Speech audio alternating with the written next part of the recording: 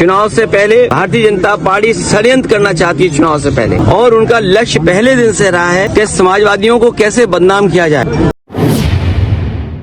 और खास कर से मुसलमानों को लेकर के उनकी जो सोच है वो अनडेमोक्रेटिक है, अनकॉन्स्टिट्यूशनल है। लेकिन भारतीय जनता पार्टी के जो मुख्यमंत्री और सरकार है वो ये चाहती है कि पुलिस भी भारतीय जनता पार्टी की कार्यकर्ता बन जाए। तो आखिरकार मुख्यमंत्री जी ने केवल यादव और मुस्लिम का नाम क्यों पढ़ा? कैसे मुख्यमंत्री हैं ये? इन्हें कौन राय दे रहा है? ये कानून किसका संशोधित है? ये इन्हीं का संशोधित कानून है 2023 का, जिसमें ये कहा गया है कि डीएनए टेस्ट होना चाहिए अगर 7 साल से ज्यादा किसी की सजा का कोई प्रावधान है तो। अमर रहे हिंद अखिलेश यादव, गणेश्वर मिश्रा अमर रहे, नेताजी अमर रहे, हिंद अखिलेश यादव, गणेश्वर मिश्रा अमर रहे, गणेश्वर मिश्रा अमर रहे, अखिलेश यादव जिंदाबाद, अमर रहे, हिंद अखिलेश यादव, हिंद अखिलेश यादव, गणेश्वर मिश्रा अमर रहे, नेताजी अमर रहे, गणेश्वर मिश्रा अमर रहे,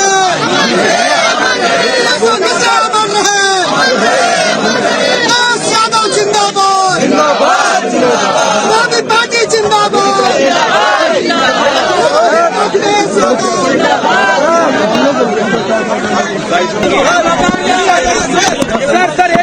आप लोग थक जाओगे, आप थक जाओगे किसी बना के रखोगे।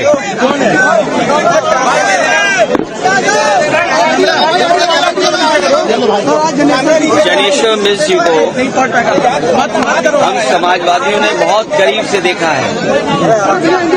जनेश्वर मिश्र जी ने पूरा जीवन समाजवादी आंदोलन को आगे बढ़ाने का काम किया। जनेश्वर मिश्र जी उस पीढ़ी के नेता हैं जिन्होंने आजादी के बाद किसान, गरीब, मजदूर, शोषित, वंचित और हर वर्ग के लोगों को कैसे उन्हें सम्मान का जीवन जीने को मिले, उन्हें कैसे आर्थिक रूप से और सामाजिक रूप से सम्मान दिलाने का काम करें। समाजवादी सिद्धांतों को गैर बराबरी के खिलाफ और जाति भेदभाव के खिलाफ उन्होंने न केवल समाज को एकजुट करने का काम किया बल्कि उस सिद्धांत को आगे बढ़ाने का काम और हम नई पीढ़ी के लोगों तक देने का काम किया। उनका जीवन भर संघर्ष रहा और जब कभी भी वो सरकार में ऊंचाई पर पहुंचे उन्होंने अपने जीवन का सादा जीवन और अपना व्यवहारिक जीवन जो सब लोगों को जोड़ के रखते थे कभी नहीं दूर किया। और हमें याद है कि 5 अगस्त के दिन जो उनका घर दिल्ली में था, उस घर के बाहर उन्होंने लोहिया के लोगों का लेकर के एक तख्ती लगाई हुई थी और उस दिन पूरे प्रदेश और देश के लोग उनके घर जाकर के उन्हें बधाई और मुलाकात करते थे। वो ऐसा संगम होता था जहां पर साहित्यकार, कवि, इंटेलेक्चुअल या समाज के हर वर्ग के लोग आकर के वहां मिलते थे। और समाजवादी नेता जनेश्वर मिश्र जी के उनके काम और उन्होंने जिस तरीके से हर वर्ग के लोगों को जोड़ के रखा और उसी का परिणाम ये है कि आज भी समाजवादी आंदोलन जीवित है। इसको आगे बढ़ाना आज सबसे बड़ा, जब हम लोग जनेश्वर मिश्र जी को याद कर रहे हैं तो ये संकल्प लेकर के जा रहे हैं कि समाजवादी आंदोलन को और आगे बढ़ाने का काम करेंगे। चुनाव से पहले भारतीय जनता पार्टी षड्यंत्र करना चाहती है चुनाव से पहले, और उनका लक्ष्य पहले दिन से रहा है कि समाजवादियों को कैसे बदनाम किया जाए, और खास कर से मुसलमानों को लेकर के उनकी जो सोच है वो अनडेमोक्रेटिक है, अनकॉन्स्टिट्यूशनल है। ये सोचिए एक मुख्यमंत्री योगी, तो इसका मतलब ये है कि अगर कोई योगी अगर वो लोकतंत्र पर भरोसा नहीं करता है और कॉन्स्टिट्यूशन पर भरोसा नहीं करता, वो योगी नहीं हो सकता है। मैं 3 घटनाओं का उदाहरण देना चाहता हूं आपके सामने जी। पहली घटना हाथरस, जिसमें एक साधु संत के कार्यक्रम के लिए परमिशन के लिए भारतीय जनता पार्टी के विधायक और नेताओं ने लिखा था, लेकिन जो प्रशासन को काम करना चाहिए था उस जिम्मेदारी से सुरक्षा और उन चीजों का इंतजाम करना था, वो नहीं किया, जिसका परिणाम ये हुआ कि बड़ी संख्या में लोगों की जान चली गई। न केवल जान गई है, उनका नुकसान हुआ बड़े पैमाने पर। बहुत से लोगों का हाथ पैर या जो भी नुकसान हुआ, उसका कोई मदद सरकार ने नहीं की। दूसरा, आपने देखा होगा गोमती नगर में जो भी बना दे देना, और जब मुख्यमंत्री ने सदन में ये कहा, सूची तो हालांकि बहुत लंबी थी, इसमें पुलिस का दोष कम है, पुलिस तो पूरी सूची दी थी, लेकिन भारतीय जनता पार्टी के जो मुख्यमंत्री और सरकार वो ये चाहती है कि पुलिस भी भारतीय जनता पार्टी की कार्यकर्ता बन जाए। ये जो नए तरह का काम हो रहा है कि पुलिस को भी ये भारतीय जनता पार्टी का कार्यकर्ता बना रहे हैं। जब पुलिस ने सूची दी सब नामों की, तो आखिरकार मुख्यमंत्री जी ने केवल यादव और मुस्लिम का नाम क्यों पढ़ा?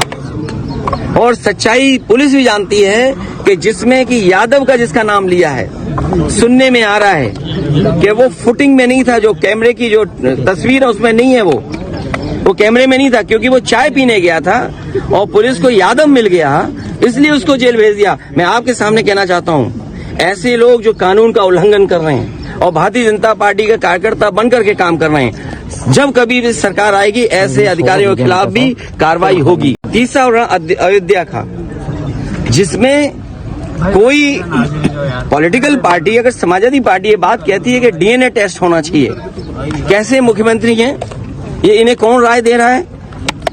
ये कानून किसका संशोधित है? ये इन्हीं का संशोधित कानून है 2023 का, जिसमें ये कहा गया है कि डीएनए टेस्ट होना चाहिए अगर 7 साल से ज्यादा किसी की सजा का कोई प्रावधान है तो क्या गलत मांगा?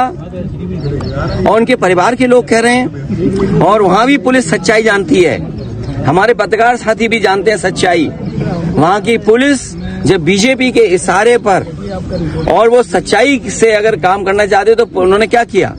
उन अधिकारियों के खिलाफ कार्रवाई कर दी। तमाम अधिकारी ऐसे हैं जो कह रहे हैं कि हमें तो नौकरी बचानी है, हम क्या करें? हम टेंशन में आ जाएं कि हम भी सर मार दें किसी आदमी के सर पे। आपने देखा नहीं बनारस में क्यूटो में क्या हुआ? अधिकारी पे इतना प्रेशर कि वो आकर के सर मार दिया उसके व्यापारी के। सोचिए आप, इसमें तमाम ऐसे लोग हैं, आप अकेले में बात करना कितने प्रेशर में जीवन जी रहे हैं। ये जो भार है इनके पास, मेडल बेल और ये तमाम लैनियार्ड और नेम प्लेट और तमाम उसके अलावा ऐसा भार है इनके ऊपर, ये काम नहीं कर सकते, न्याय नहीं दे सकते। और उसका परिणाम ये हुआ कि भेदभाव कर रहे हैं, और ये भेदभाव इसलिए कर रहे हैं कि इनको हर जगह राजनीति दिखाई दे रही है, वोट दिखाई दे रहा है। ये कितना भी कुछ कर लें, अब जनता को इनसे कोई उम्मीद नहीं है, और जब उम्मीद खत्म हो जाए किसी पॉलिटिकल पार्टी से तो समझ लेना उनका सफाया होना निश्चित है।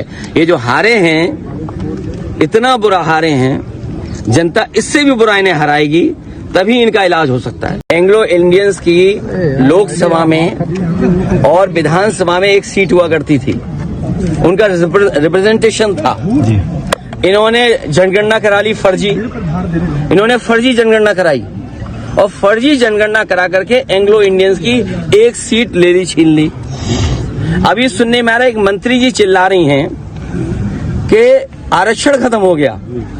अच्छा, आप खुद सोचिए, सरकार में भी रहेंगे और आरक्षण की भी बात करेंगे, तो जिन्हें आरक्षण की चिंता है, जो पिछड़े दलित और अल्पसंख्यक आदिवासी भाई बहन हैं, चाहे वो दिल्ली में हो चाहे लखनऊ में है, तुरंत बीजेपी को छोड़ दें, भाषा की भी बात कर रही है, तुरंत छोड़ दें।